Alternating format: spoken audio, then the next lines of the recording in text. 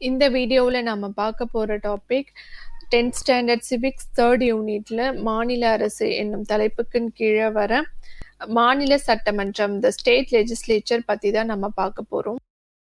மாநில சட்டமன்றம் the state legislature இந்திய அரசியல் அமைப்பு ஒவ்வொரு மாநிலத்திற்கும் ஒரு சட்டமன்றம் ஏற்பட வகை செய்கிறது. பெரும்பாலான மாநிலங்கள் ஓரவையை கொண்ட சட்டமன்றங்களை மட்டும் பெற்றுள்ளன.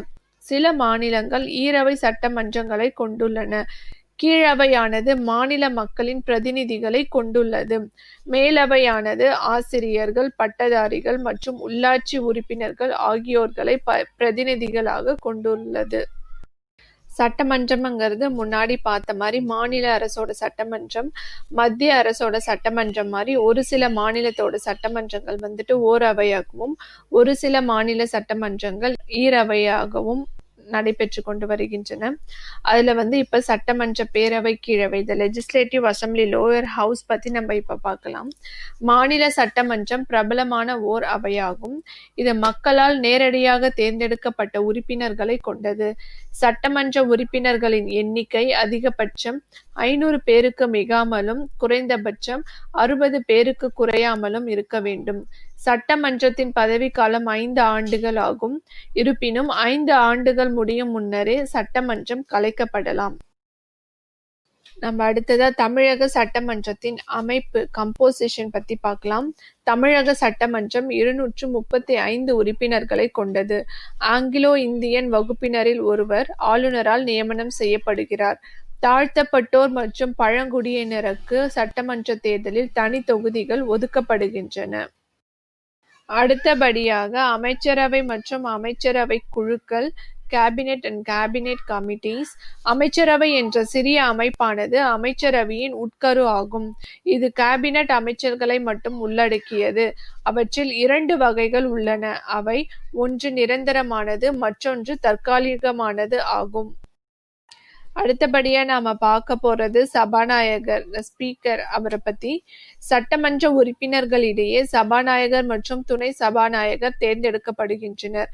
சபாநாயகர் தனது பதவியை ராஜினாமா செய்தால் சட்டமன்ற உறுப்பினராக தொடர முடியாது. சட்டமன்றம் ஒரு தீர்மானத்தின் மூலம் 14 நாட்கள் அறிவிப்பு கொடுத்த பிறகு சபாநாயகரை பதவி நீக்கம் செய்யலாம். சபாநாயகர் இல்லாத போது அவரது பணியை துணை சபாநாயகர் மேற்கொள்கிறார். சட்டமன்ற கீழவை பத்தி நம்ம பார்த்தோம். இப்ப அடுத்ததா சட்டமன்ற மேலவை, அதாவது Vidhan Parishad, the legislative council, upper house பத்தி பார்க்க போறோம். இப்ப சட்டமன்ற மேலவையின் மொத்த உறுப்பினர்களின் எண்ணிக்கை அம்மாநில சட்டமன்ற பேரவை உறுப்பினர்களின் மொத்த எண்ணிக்கையில் 1/3 பங்குக்கு மிகாமலும் குறைந்தபட்ச எண்ணிக்கை 40 பேருக்கு குறையாமலும் இருக்க வேண்டும் என கூறுகிறது. இந்தியாவின் 29 மாநிலங்களில் 7 மாநிலங்களில் சட்ட மேலவை உள்ளது. ஈரவை சட்டமன்றத்தில் மறைமுக தேர்தலால் தேர்ந்தெடுக்கப்பட்ட உறுப்பினர்கள் சட்ட மேலவையில் செயலாற்றுகின்றனர். மேலவை கலைக்கப்பட முடியாத ஒரு நிரந்தர அவையாகும். உறுப்பினர்களின் பதவிக்காலம் 6 ஆண்டுகள் ஆகும். அதன் ஒவ்வொரு 2 ஆண்டிற்கும் 1/3 பங்கு உறுப்பினர்கள் ஓய்வு பெறுவர். சட்ட மேலவைக்கான தேர்தல் பத்தி இப்ப பார்க்கலாம். Election to legislative council. 1/3 பங்கு உறுப்பினர்கள் உள்ளாட்சி அமைப்புகளால் தேர்ந்தெடுக்கப்படுகின்றனர். 12 பங்கு உறுப்பினர்கள் பட்டதாரிகளால் தேர்ந்தெடுக்கப்படுகின்றனர். 12 பங்கு உறுப்பினர்கள் பட்டதாரி ஆசிரியர்களால் தேர்ந்தெடுக்கப்படுகின்றனர். 1/3 பங்கு உறுப்பினர்கள் சட்டமன்ற பேரவை உறுப்பினர்களால் தேர்ந்தெடுக்கப்படுகின்றனர். 1/6 பங்கு உறுப்பினர்கள் கலை, இலக்கியம், அறிவியல், சமூக சேவை மற்றும் கூட்டுறவு இயக்கம் இவற்றில் சிறந்து விளங்குபவர்களை ஆளுநர் நேரடியாக நியமனம் செய்கிறார். அடுத்ததா நாம பார்க்க போறது தலைவர், அதாவது சேர்மன் பத்தி பார்க்க போறோம். மேலவை தலைவர் மேலவை கூட்டத்தை தலைமையேற்று நடத்துகிறார். மேலவை உறுப்பினர்களிடையே தலைவர் மற்றும் துணைத் தலைவர் தேர்ந்தெடுக்கப்படுகின்றனர்.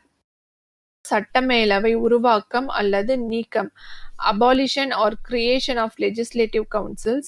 சட்டமன்றத்தின் மொத்த உறுப்பினர்களில் 2/3 பங்கு உறுப்பினர்கள் வாக்களித்து தீர்மானத்தை நிறைவேற்றி சட்ட மேலவையை உருவாக்கவோ அல்லது நீக்கவோ நாடாளுமன்றத்தை கேட்டுக்கொண்டால் நாடாளுமன்றம் ஒரு சட்டத்தின் மூலம் மேலவையை உருவாக்கும் அல்லது நீக்கும்.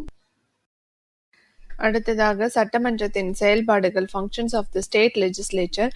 சட்டமன்றத்தின் அதிகாரங்களும் செயல்பாடுகளும் பெரும்பாலும் நாடாளுமன்றத்தை பின்பற்றியே உள்ளன. சட்டமன்ற அதிகாரங்கள் லெஜிஸ்லேட்டிவ் பவர்ஸ். மாநில பட்டியலில் உள்ள அனைத்து துறைகள் மீதும் சட்டமன்றம் சட்டத்தை நிறைவேற்றலாம். ஆனால் அதே சட்டத்தை மத்திய அரசு இயற்றும் பொழுது மாநில அரசின் சட்டம் செயலற்றதாகிவிடும். ஒவ்வொரு மசோதாவும் சட்டமன்றத்தில் 3 நிலைகளுக்கு பிறகே நிறைவேறுகிறது. ஆளுநரின் ஒப்புதலுக்கு பின்பு அம்மசோதா சட்டமாகிறது. அடுத்ததாக நிதி அதிகாரங்கள் ஃபினான்ஷியல் பவர்ஸ். சட்டமன்ற கீழவையானது மேலவையை காட்டிலும் பண நடவடிக்கைகளில் அதிக அதிகாரத்தை பெற்றுள்ளது. பண மசோதா கீழவையில் மட்டுமே அறிமுகப்படுத்த முடியும். சட்டமன்ற கீழவையின் அனுமதியின்றி புதிய வரிகளை விதிக்க முடியாது. அடுத்தது நிர்வாகத்துறையின் மீது கட்டுப்பாடுகள் கண்ட்ரோல்ஸ் ஓவர் தி எக்ஸிகியூட்டிவ். சட்டமன்ற உறுப்பினர்களின் கேள்விகளுக்கு அமைச்சர்கள் பதிலளிக்க வேண்டும். அமைச்சரவைக்கு எதிராக நம்பிக்கையில்லா தீர்மானம் கொண்டு வரப்பட்டு நிறைவேற்றப்பட்டால் அமைச்சர்கள் பதவி நீக்கம் செய்யப்படுவர். அடுத்தது பரந்த அதிகாரங்கள் வைட் பவர்ஸ். சட்டமன்றம் ஈரவைகளை பெற்றிருக்கும் பொழுது மேலவையை காட்டிலும் சட்டமன்ற கீழவை அதிக அதிகாரங்களுடன் விளங்குகிறது.